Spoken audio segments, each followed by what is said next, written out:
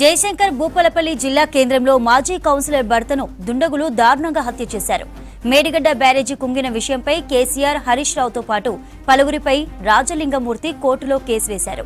Project నిర్మాణంలో అవినీతి జరిగిందని న్యాయస్థానం దృష్టికి తీసుకువెళ్లారు.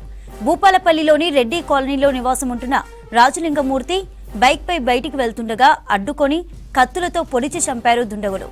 ఘటనపై కేసు నమోదు చేసిన పోలీసులు హత్య ఘటనపై దర్యాప్తు ముమ్మరం చేశారు. జయశంకర్ భూపాలపల్లి జిల్లా కేంద్రంలో మాజీ కౌన్సిలర్ భర్తను దుండగులు దారుణంగా హత్య చేశారు.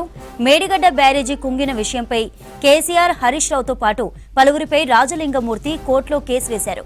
ప్రాజెక్టు నిర్మాణంలో అవినీతి జరిగిందని న్యాయస్థానం దృష్టికి తీసుకువెళ్లారు. భూపాలపల్లిలోని రెడ్డి కాలనీలో నివాసం ఉంటున్న రాజలింగమూర్తి బైక్పై బయటకు వెళ్తుండగా అడ్డుకొని కత్తులతో పొడిచి చంపారు దుండగులు. ఘటనపై కేసు నమోదు చేసిన పోలీసులు దర్యాప్తు ముమ్మరం చేశారు. భూపాలపల్లి జిల్లా కేంద్రంలో మాజీ కౌన్సిలర్ భర్త దారుణ హత్యపై డీటెయిల్స్ కృష్ణమోహన్ అడిగి తెలుసుకుందాం. కృష్ణమోహన్, మాజీ కౌన్సిలర్ భర్త హత్య ఘటనపై అప్డేట్స్ ఏంటి? ఇదైతే భూపాలపల్లిలో సంచలనం కలిగించిందని చెప్పచ్చు. భూపాలపల్లి రెడ్డి కాలనీలో ఉన్నటువంటి రాజలింగమూర్తిని అత్యంత దారుణంగా హత్య చేశారు. అతన్ని బైక్ పై వస్తుండగా అడిగినటువంటి గుర్తు తెలియని దుండగులు అతనిపై దాడి చేసి కత్తులతో విచక్షణ రహితంగా పొడవడంతో ఆయన ఎక్కడెక్కడ చనిపోయారు. లింగమూర్తి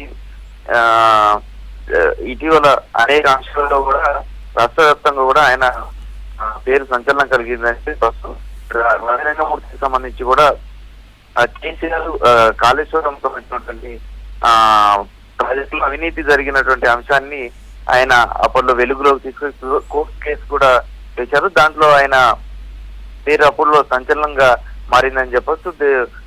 ఈ హత్యకు కారణాలు అయితే ప్రస్తుతం తెలవాల్సింది.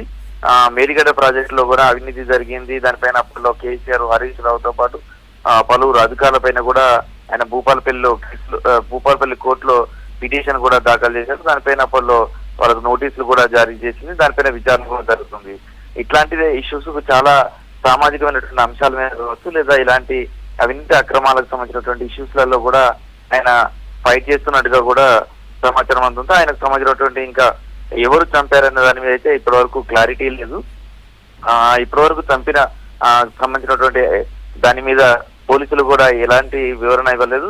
ప్రస్తుతం అయితే రాజలింగమూర్తికి సంబంధించినటువంటి హత్య కేసును విచారణ చేస్తున్నాం. గుర్తు తెలియని వ్యక్తులే హత్య చేశారు. హత్యకు కారణాలు కానీ హత్య చేసినది ఎవరు అనేది ఇంకా తెలియాల్సి ఉంది. దానికి సంబంధించిన విచారణ జరుగుతుంది అనేది పోలీసులు చెప్తున్నారు. రాజలింగమూర్తి ఈ మేడిగడ్డ ప్రాజెక్టుకు సంబంధించినటువంటి అవినీతి మీద కేసు వేయడం, కోర్టులో పిటిషన్ దాఖలు చేయడం ఒక్కసారిగా రాష్ట్ర వ్యాప్తంగా కూడా ఆయన ఒక గుర్తింపు పొందారని చెప్పొచ్చు. ఆ విషయంలోనే ఆ తర్వాత కూడా ఇట్లాంటి ఇష్యూస్లలో కూడా ఆయన పోరాటం చేస్తున్నట్టుగా కూడా అనుమానం వేస్తున్నారు. ఎవరు అతన్ని హత్య చేశారు, ఎందుకు హత్య చేయాల్సిన పరిస్థితి వచ్చింది, హత్యకు గల కారణాలు, వీటన్నిటి మీద అయితే ప్రస్తుతం పోలీసులు అయితే విచారణ జరుపుతున్నారు. రాజలింగమూర్తికి సంబంధించిన కుటుంబ సభ్యులతో రోదనలతో ఆ ప్రాంతం అంతా కూడా విచారంగా మారింది. ఈ హత్య మాత్రం ఇటు భూపాలపల్లి కాదు, ఒక రాష్ట్ర వ్యాప్తంగా కూడా సంచలనం కలిగిందని అని చెప్పొచ్చు. ప్రస్తుతం అయితే పోలీసుల దర్యాప్తు కొనసాగుతుంది.